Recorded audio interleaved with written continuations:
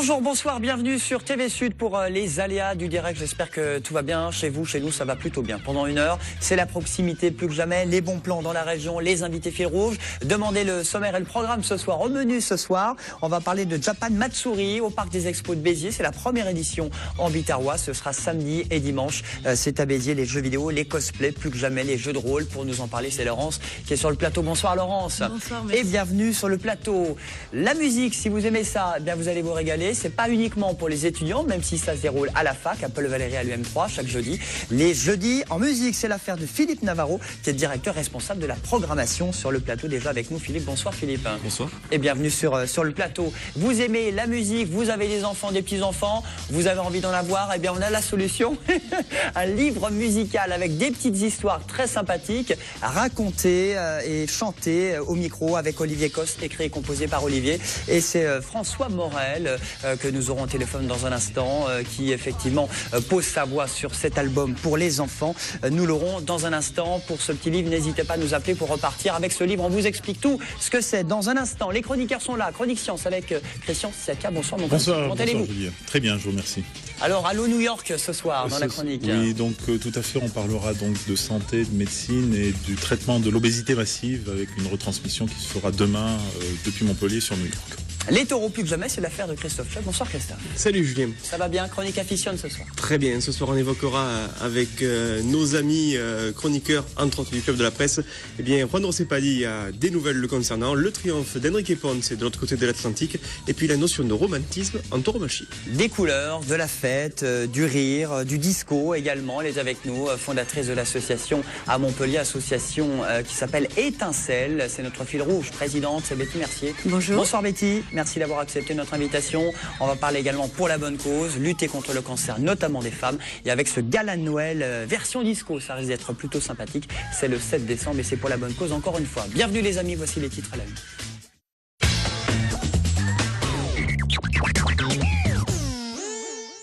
Bonsoir Marlène. Bonsoir Julien. À la une de l'actualité, un trafic de cigarettes démantelé dans le Gard. Oui, un gros trafic qui a été démantelé par la Sûreté départementale et le groupement d'intervention régionale. 600 cartouches de cigarettes de contrebande et 40 000 € en liquide ont été saisis dans 2 établissements qui vendaient illégalement du tabac. 7 suspects ont été interpellés et déférés au palais de justice de Nîmes ce matin. Et puis ça ne nous a pas échappé, les fêtes de fin d'année approchent et avec les fêtes de fin d'année, eh ben, le grand rush dans les magasins. Pour prévenir les cambriolages, la sécurité des commerces est donc renforcée. Dans le Gard, par exemple, des horaires et des activités sensibles ont été déterminés. Bijouterie, parfumerie ou encore grandes surfaces sont particulièrement surveillées, surtout aux heures d'ouverture et de fermeture. Et ce plan anti-hold-up est maintenu jusqu'au 16 janvier prochain. Oui, et puis... Et donc, non, je ne sais pas, je pensais que vous vouliez intervenir. Autre titre à la une, Marlène. Magnifique, le mec. Superbe relance. Donc, dans plusieurs villes de la région se tenaient aujourd'hui des cérémonies en hommage aux morts pour la France en Afrique du Nord.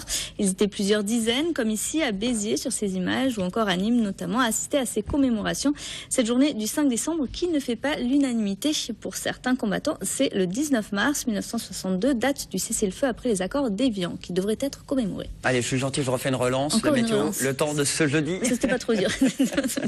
Une belle journée demain, une belle journée, Julien. Beaucoup de soleil, peu de nuages, mais par contre beaucoup de fraîcheur également. Demain matin, il fera 1 à 2 degrés dans l'Hérault et le Gard.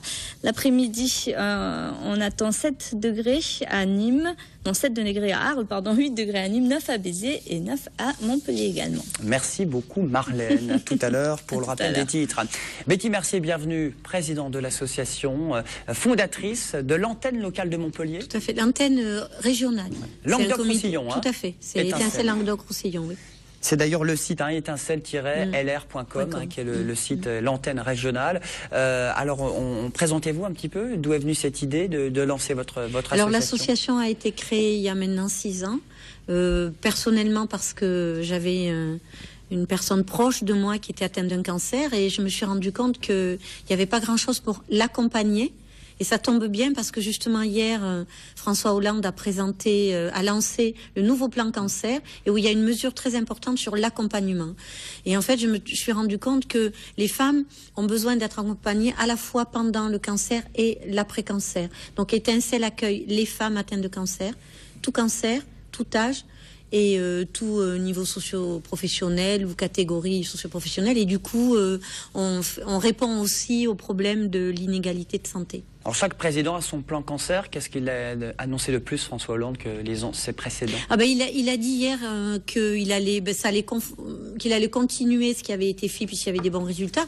Aujourd'hui, effectivement, 45% des cancers sont guéris, donc c'est très bien. Donc il y a une partie importante sur la prévention, mais il rajoute cette mesure sur l'accompagnement et les problèmes d'inégalité de santé. Donc c'est très bien parce que Étincelle est vraiment en pleine dans cette mesure. Rester femme avec un cancer, hein, c'est ça en fait. Hein. Oui. C'est une nouvelle antenne à Montpellier. En 2006-2008 que vous avez créée? 2008. C'est l'association créée en 2007, mais l'ouverture de la maison en 2008. Près de l'hôpital, la clinique Saint-Roch. Hein. Près de la clinique Saint-Roch. Et depuis, on a quand même accompagné plus de 600 femmes. Et donc sur un parcours personnalisé où on propose beaucoup d'activités qui sont gratuites. Alors qu'est-ce que vous leur apportez, si ce n'est du bonheur, de se changer les idées concrètement? Ah oui, non, il y a plusieurs pôles d'activité. L'activité physique adaptée et nutritionnelle qui est très importante, le soutien psychologique, tout ce qui est le bien-être et l'esthétique, tout ce qui est la culture aussi, puisque on fait aussi beaucoup de choses et de sorties au niveau culturel. Et donc, au travers de ce parcours, eh bien, on améliore leur qualité de vie. Alors, est-ce qu'il y a des résultats? Est-ce que les résultats sont là, justement, oui. Chez ces patientes? C'est quoi? C'est ralentir la maladie? C'est les aider moralement? Alors, ça agit sur la fatigue, ça agit sur le sommeil, ça agit sur leur bien-être, leur qualité de vie, mais ça agit aussi sur mieux accepter le traitement, mieux aussi reprendre le travail. C'est vraiment un sas entre la vie pendant le cancer et la vie après. Et il y a besoin de cet intermédiaire pour faire face après à une nouvelle vie. Christian Siatka, vous connaissiez ce lieu de vie à Montpellier? À côté de la clinique Saint-Roch, bien entendu, puisque je travaille avec des personnes qui travaillent aussi sur Val d'Orel, bien entendu, sur les centres cancéreux. Et ce qu'il faut renforcer, notamment auprès de ces patientes, c'est aussi la prise en charge technique et scientifique, leur expliquer aussi ce qu'est un cancer, le traitement et la démarche en matière thérapeutique, et effectivement pourquoi il y a des cancers qui sont plus ou moins lourds que d'autres, et la prise en charge qui en découle. Bien sûr, mais de toute manière, c'est complémentaire. Tout à fait, bien sûr. Voilà. Absolument. Et on fait aussi de l'éducation thérapeutique et l'éducation à la santé, ce qui est très important pour que les personnes adhèrent et soient acteurs de leur santé. Absolument. Alors c'est une démarche personnelle aussi. C'est pas facile à une femme atteinte d'un cancer, d'une longue maladie, de dire il y a un lieu de vie à Montpellier, si vous voulez venir vous changer les idées, si vous voulez venir, on est là. Tout à fait. Mais je pense que déjà, cette démarche de venir est une démarche positive. Parce qu'on se rend compte qu'il y a une grande solitude. Et ça permet de lier, c'est un vrai lien social. Et même, des fois, j'aime à dire que c'est un réseau social qui permet justement ce que les gens se retrouvent. Il faut pas croire. Étincelle, c'est une maison de vie. C'est pas du tout. Des fois, les gens nous disent oh là là, mais vous travaillez avec des personnes qui ont le cancer, vous voyez. Non, mais pas du tout. On tire les gens vers le haut et c'est une maison de vie. Et d'ailleurs, tout est autour de ça. On rit beaucoup et on apporte cette espèce d'endroit où elles ont besoin pour se retrouver, un endroit à elles. Alors qu'est-ce que vous faites, vous, Betty Mercier? Vous êtes à la tête de cette association, beaucoup de travail. Je sais que vous êtes maître de conférence aussi à l'UM1. C'est un travail à plein temps, c'est en plus, c'est beaucoup d'énergie pour si vous.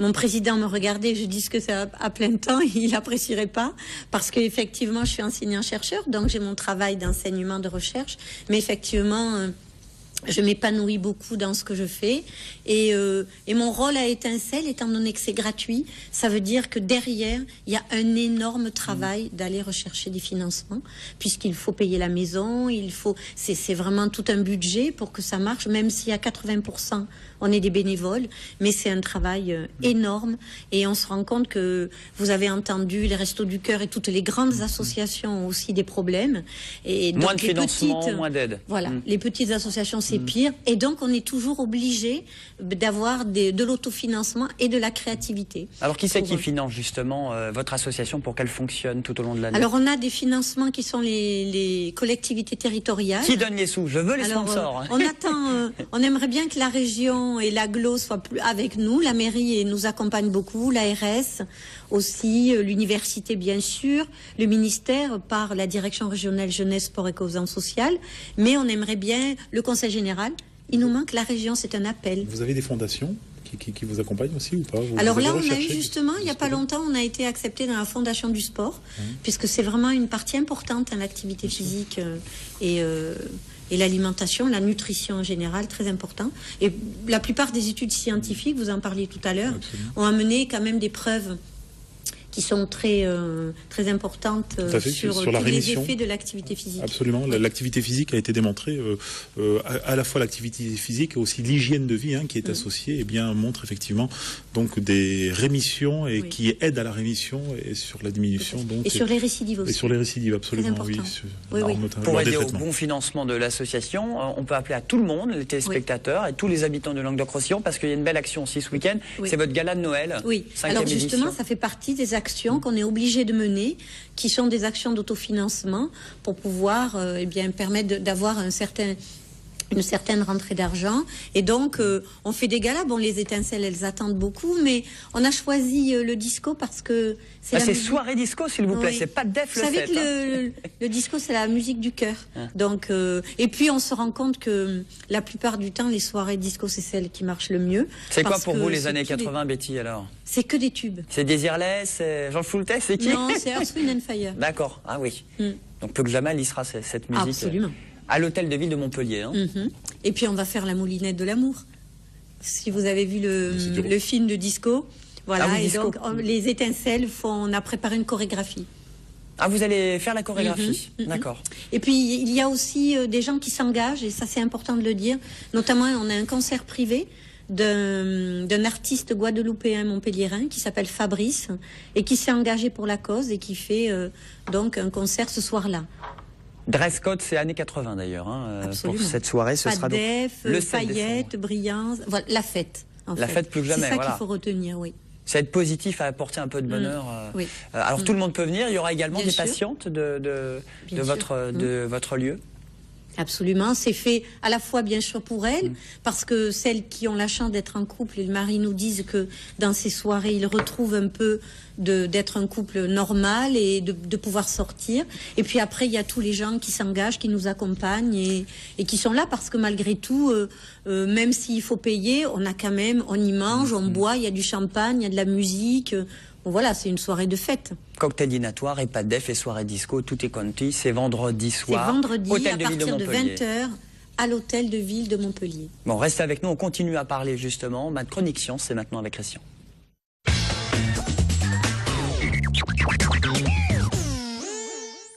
Alors Christian, on va parler de la chirurgie de l'obésité avec une retransmission entre Montpellier et New York. Je crois que c'est demain.